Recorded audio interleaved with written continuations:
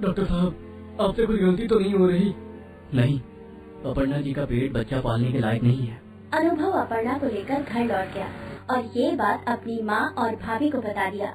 ये सुनते ही घर में तो जैसे तांडव शुरू हो गया। अनुभव की माँ देवकी ने चिल्ला चिल्ला कर कहा, हो गया सब बर्बाद। बांझ बहू को लाई हूँ घर में, बांझ कहीं की। हमें पहले नहीं बता सकती थी कि तू माँ नहीं बन सकती। अपर्णा की जेठानी पूनम ने टोंट मारकर कहा, इसीलिए कहती थी माँ जी कि खानदान देखकर बहू लाइए। आपने पता नहीं किसे उठा लाया। ना ही अमीर है और ना ही खानदान का कोई अता पता है। ये सब सुनकर अपर्णा का दिल दुख गया। इतने दिनों से वो रानी की तरह इस घर में थी, लेकिन अचानक से जैसे सभी उसके दुश्मन बन गए। रात को उसने रोते हुए अपने पति से कहा, सुनिए जी, आप भी मुझसे गुस्सा है क्या? अरे गुस्सा न होने की कोई वजह है तुम्हारे पास? एक बच्चा भी नहीं दे पाओगी तुम इस वंश को। ये वंश आगे कैसे बढ़ेगा? तुमसे शादी करके मैंने अपना जीवन बर्बाद कर डाला। अपर्णा का पति भी उसका साथ छोड़ दिया। अपर्णा अकेली महसूस करने लगी। उधर एक दिन अचानक से गुड्डी का एक्सीडेंट हो गया। वो रास्ते से जा रही थी, तभी एक गाड़ी ने उसे धक्का मारा। गुड्डी के दाहिने पैर की हड्डी टूट गई। डॉक्टर ने कहा कि ऑपरेशन करना पड़ेगा, लेकिन ऑपरेशन करने के लिए अनुपमा के पास पैसे नहीं थे। वो बहुत चिंता में थी। तभी अपर्णा ने अनुपमा को कॉल किया। कैसी है? ठीक हूँ, लेकिन तू रो क्यों रही है? अनुपमा, मैं कभी माँ नहीं बन पाऊंगी। मेरा माँ बनने का सपना सपना ही रह जाएगा और इसी वजह से मेरे ससुराल वाले मुझे खरी खोटी सुना रहे हैं।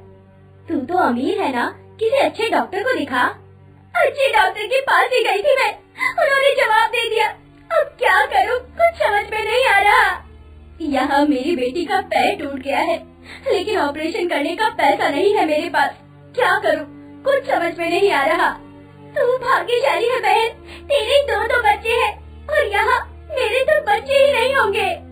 दोनों बहनें आपस में रोने धोने लगी। अगले दिन अपर्णा को फिर से बहुत कुछ सुनना पड़ा। उसके साथ नौकरानियों की जैसा बर्ताव किया जाने लगा। अपर्णा ये सह नहीं पाई।